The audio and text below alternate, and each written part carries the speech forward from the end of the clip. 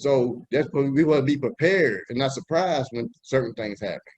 You know, so like when I look at people, like when I first started getting sober, um, I had to sit back and watch how people operate normally. Right. I felt like a toddler. You know, I mean, my daughter watching me walk across the room. She's on the bed. She can't walk yet, but she was watching my every move. Like, how do they do that? So, like, I had to watch people to see how to act normal. Because in my drunken heydays, it was all about me. Hey, what's up, Bob? You know, I was always doing all my own thing. But then I got sober. I said, I don't even know how to act. Right. So I had to watch people to understand how to become normal. And man, that's powerful, you know, just kind of describing just that awakening moment, you know, just kind of being born again type of moment that you experience. And that is, here I am just trying to fight boredom to the point where boredom gets the best of me or depression gets the best of me. And, you know, I'm hearing you say I had to wake up and look at life differently. And I'm hearing you say, man, that was kind of that turning moment for you to just start seeing things differently. But actually, like I was in and out of rehab and stuff. Like I left Arkansas, went to Georgia for a year, and then after Georgia, when I ended up coming to LA, and then once I got to LA, you know, I'm sitting here sipping, buzzing. And I found you could go to liquor stores on Sunday. Oh boy, that was on and popping. And so I got here in August of 2007.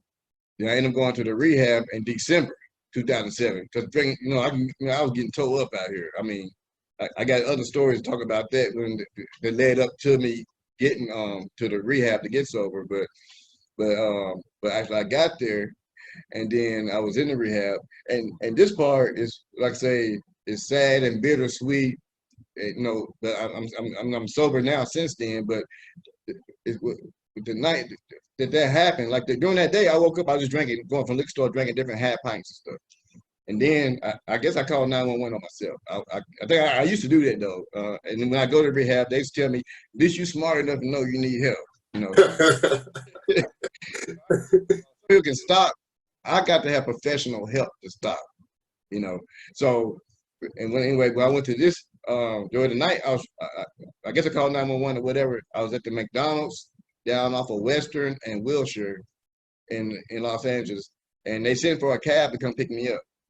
And I remember my phone was running low on charge. I don't think they had hand chargers back then, portable chargers. So I went to the cab to get in. He said, "Where you going?"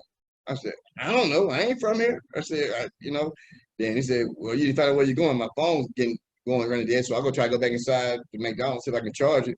Then I went back inside McDonald's. The cab pulled off. I went, "Damn, this is welcome to LA, huh?" So I still had like a half pint in my pocket. So to handle my frustration, I went to the bathroom, took a little sip. I said, "All right, just figure this out." So I guess I tried my phone. I guess I might call 911 again. I don't know. But they sent another cab. And then this cab come to pick me up. And then I get in the cab, and he knew where to take me to Glendale. And I'm going over there. And so in the cab, he tried to have small talk with me. But I'm in the back of the cab going, like I was bubbling over with alcohol and liquor, and then what's a trip is, I just remember Aaron came across my thoughts, but I'm just in there toe up. I can't even talk or nothing like that. But I remember he came across my thoughts, so I'm like, all right. So when I get to the rehab to the hospital in Glendale, the cab driver was in there talking to the front desk people or whatever. I'm just standing there bobbing and weaving and so then I'm like, they were talking to me. I said, "Hey, do I got time to go to the bathroom?" They went, "Oh yeah, you go to the bathroom." So while the cab driver talking to them, so I'm going to the bathroom. Then I went to the bathroom. I went, "Oh yeah." I said, "Got that much left in the half pint." So I took it out. I opened it up. I said, "Just maybe this will be the last time I drink." Took a swig and I killed it. Threw it in the trash can. Walked back out there to where the cab driver talking to people. Then they took me, I guess, to the emergency room or whatever. So I'm sitting in there in the emergency room getting antsy. I was smoking cigarettes then. So I went up to the lady. I said, "Hey, when are they going to see me?" She said, "Sir, this is not a fast food restaurant." So I'm like, man, I said, "How? I gotta wait." So I just get anxiety get, real uptight. So I said, "Can I Right. smoke a cigarette?" She said, "Yes, you may." So I bet. So I went outside, smoked a cigarette. I lit it, and I took a puff. I looked across the street. I seen a CVS. I went, "I can go get me some more liquor." So I looked back in the emergency room. I said, "They taking too long." So I walked over there. So I walked over there and I grabbed like maybe a liter of gin off the shelf, and I walked up to the counter, and I'm towed up, and I'm going like, so I mean, I thought about it. I said, wait a minute, if I take the money out of my pocket, I'm gonna drop it because I know I'm drunk. I'm towed up. I said it's gonna fall out. Then I been able to pick it up. I'm gonna fall. And then the security guard was in there, and I remember in my mind, I said, I ain't come all the way to LA to go to jail. I said, I'm trying to, do all that. And so the security guard made me, think about something bad can happen. So then I went, got the liter of gin, put it back on the shelf, cross street to the hospital, and I waited till they called me up, and the rest is history. But then that's when I wake up, and I remember Kevin Brandon gave me a call and asked me, have I heard or whatever. And then by the way I was sounding, because I was highly messed up that night, and they had me up on the medications to try to help me out. So it sounded like, I was groggery on the phone. Then he told me what happened to my with Avery. Then I'm like, what? So then, I'm like, man, no. So that's when I called Brenda. And then Brenda told me, yes, it's true. So I'm in there going like, because I just talked with him not too long ago. He even talking about coming to LA. Because I was in Georgia, I was calling Avery, man, come up to Georgia, man. It's happening out here. It's happening. That stuff. Because he always tell me, he said, Buck, one thing about you ain't scared to go nowhere and talk to nobody. And when I was in Georgia, he never did. Then I was in LA, man, you really need to come out here.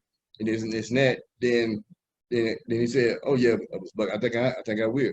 Then I said, no, Avery, I said, what you say? Avery is so calm. Yeah. He said, yeah, I think I'm gonna come out there. I was going like, I caught chills. I'm like, what? Man, oh man. So then I was thinking about that. Then this happens. Then when I talked to Brenda, then I said, what? Then I said, I don't know. Man, damn. Then I said, I don't know what to do. Then she said, well, all I know is everyone wants the best for you, and for you to get out and handle your business and to get sober, and and all that type of stuff. But like I say, I've been wanting to off and on, but it just seemed like so magically and mysteriously and spiritually, after I got out to rehab, and I ain't touched that ever since.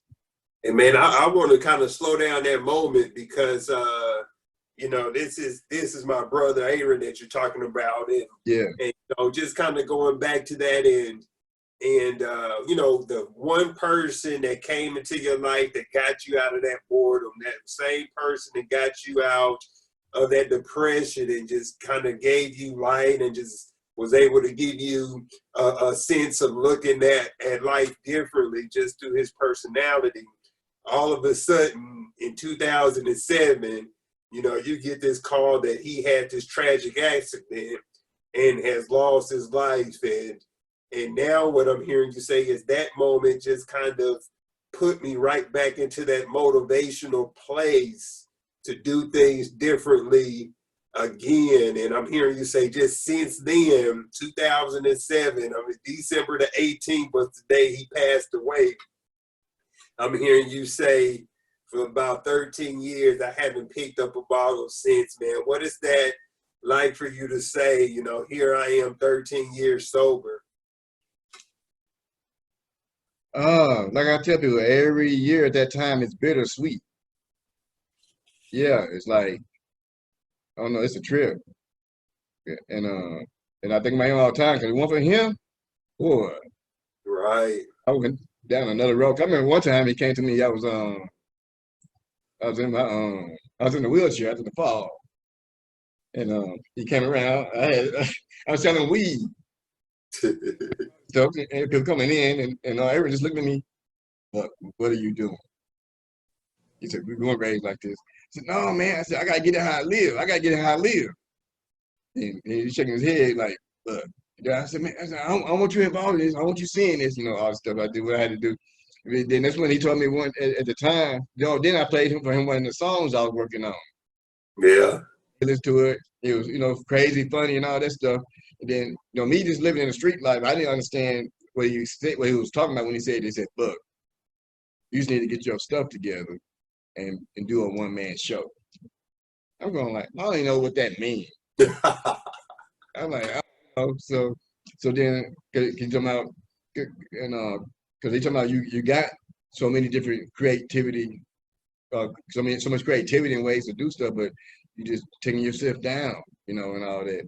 And like I say, plus with the alcoholisms already in my blood, and then the being bored. So that's why I talk with people when they want to quit, but it's hard. Like the disease of the alcoholism is that's why I try to explain to people. If people get on alcohol or drugs or anything like that, don't get mad at the person per se. Just you get mad at the illness or what's making them behave that way, but Right. not at the person. I mean, this is mental illness and everything, which is hard to do. But just don't get mad at the person per se. Like people who go back and forth to jail, go back and forth to penitentiary, or people who got sexual issues or whatever, this and that. Everything stems from something. Right. Everything stems from something. So, but then like once I got out here, I started being around the entertainment industry, the real entertainment industry and stuff, and I started seeing things. I went to my first one, it was a one-woman show, and I thought about Aaron, and I seen what she was doing. I went, wow, okay. Then I went to a few more, and then I'm trying to think, like, what was it? Something like yeah. Oh, anyway, but like, well, almost everything I do. Oh yeah, then like while I'm out here, I live right down the street from Simpson Street. Because I got my housing out here. So then it's just a triple how everything's played in. But I just know like through him, and I tell people with me, I just stay God conscious at all times too. And I tell a lot of people that like back in the day, even when I was drinking, like I talked to God more and I prayed more. It seemed like everything. Saying now it's like I stay in visionary mode, but at the same time I stay God conscious. Like I tell certain people, I say I just keep the word God in my mind as much as possible at all times as I can. Right. Telling certain people go, wow, thank you. That helps me because a lot of people, some people got skills to pray, and they go to other people like, I ain't gonna pray because I can't do it like that. So they leave people out. So, but now, but then like with the Aaron thing, I mean, because and I think, like I say, bittersweet. I think I was even go be drinking. I think because the way the mess up alcohol mind thinks I can even gonna come out here and but I'll still gonna be drinking. And then since I'm not here, so it's like I know I don't need, I don't know, it's just crazy because I can, guys that even come out here, he's so always I can be about the crazy Bobby Buck and we can do all this stuff. Then when it comes out that he's not here, then I let it go.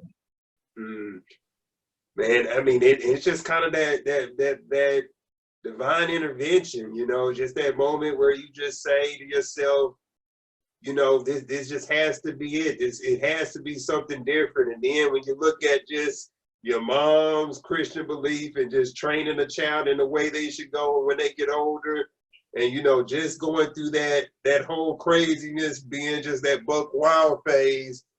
And then in 2007, just kind of changing everything around. What are you doing for yourself now? How is Bobby Buck living, in this moment?